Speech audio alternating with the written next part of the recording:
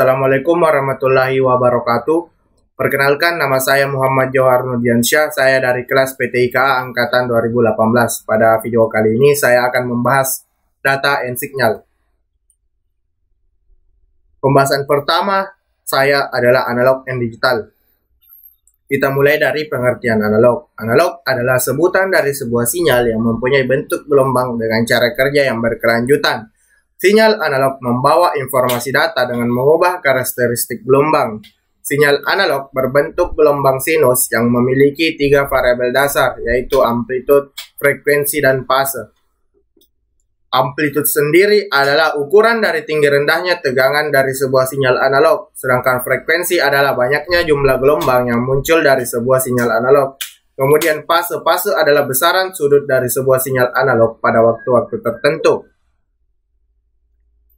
Kemudian yang kita bahas adalah pengertian digital. Digital adalah hasil dari pengembangan temuan dari analog. Sebelum adanya digital, kita sudah terlebih dahulu mengenal analog. Digital adalah sinyal data dalam bentuk pulsa yang dapat mengalami perubahan secara mendadak atau tiba-tiba dengan perubahan yang memiliki besaran 0 dan 1.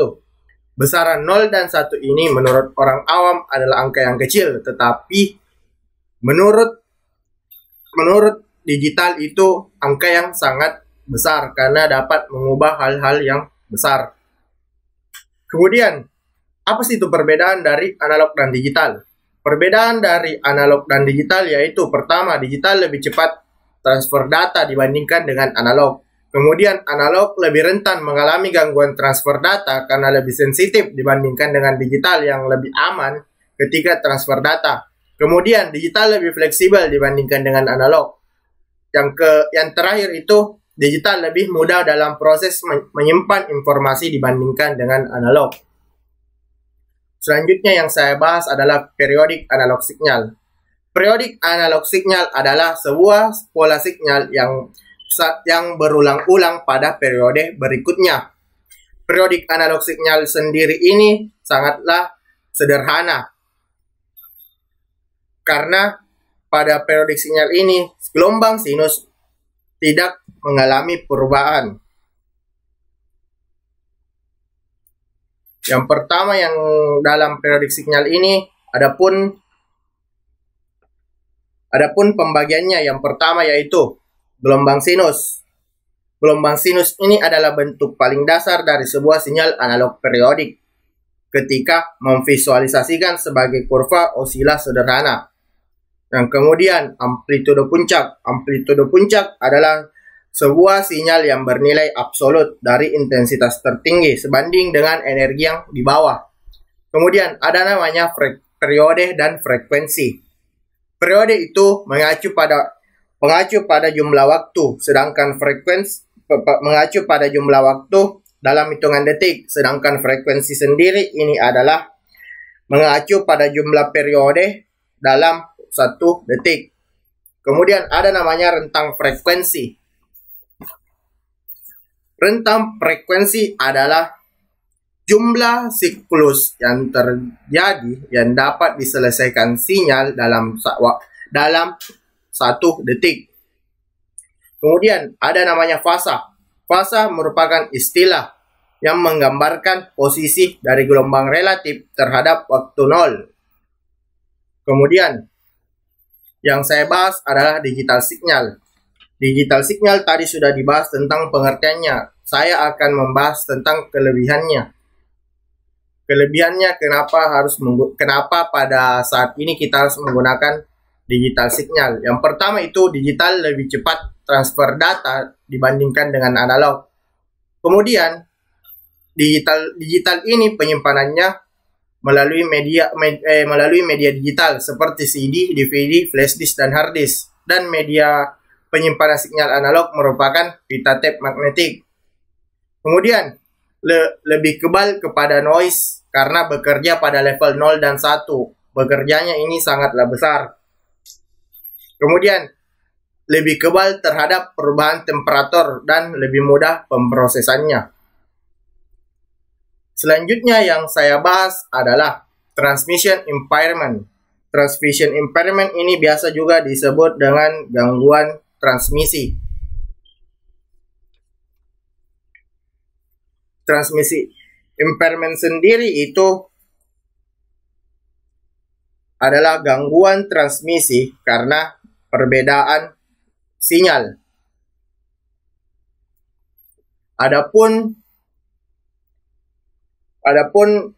kelompok-kelompok dari transmisi impairment ini atau kelompok kelemahan yang lebih signifikan ketika gagal transmisi. Yang pertama ada namanya attenuation. Attenuation sendiri adalah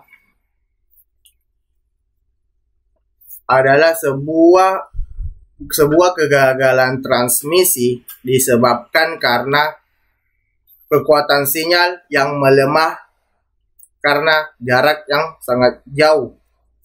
Kemudian ada namanya delay distortion. Delay distortion ini adalah perbedaan kecepatan sinyal yang melalui medium-medium berbeda. Kemudian ada namanya noise. Noise sendiri adalah tambahan sinyal yang tidak diinginkan untuk masuk dimanapun di antara transmisi penerima. Pada noise ini ada 5 pengelompokan, ada 4 kategorinya. Yang pertama yaitu thermal noise. Yang kedua ada namanya intermodulation noise. Yang ketiga ada namanya crosstalk. Yang keempat ada namanya impulse noise. Kemudian hal yang selanjutnya yang saya bahas yaitu dead rate limits.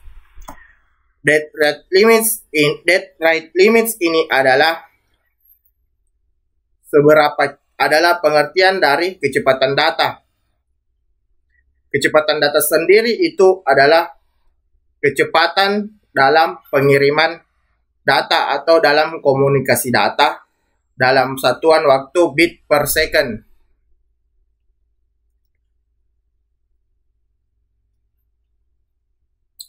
Adapun faktor yang mempengaruhi data rate limits yaitu besarnya bandwidth yang tersedia, kemudian level sinyal yang digunakan, dan yang terakhir adalah kualitas dari kanal atau kualitas kanal terhadap besarannya noise. Yang terakhir yang saya bahas yaitu performance. Performance adalah sebuah ukuran yang dapat diperhitungkan dengan waktu dalam mentransmisikan data yang terbebas dari kesalahan atau noise. Dalam performance ini hal-hal yang mempengaruhinya yaitu 1. Jumlah pengguna. Semakin banyak pengguna suatu sinyal atau jaringan, maka performa dalam melakukan komunikasi data akan semakin menurun. Kemudian kecepatan transmisi. Kecepatan transfer data dalam dunia komputer dan telekomunikasi adalah jumlahnya data dalam bit yang melewati suatu medium dalam 1 detik. Kemudian jenis transmisi yang digunakan. Jenis transmisi yang digunakan mempengaruhi performance. Jadi jenis yang digunakan harus sesuai dengan kebutuhan dan harus memiliki efisiensi yang atau lebih bagus. Mungkin sekian dari video saya. Kurang lebihnya mohon dimaafkan karena saya hanya manusia biasa, dan saya juga meminta maaf jika kurang dalam mengucapkan atau dalam bertutur kata. Mungkin cukup sekian. Assalamualaikum.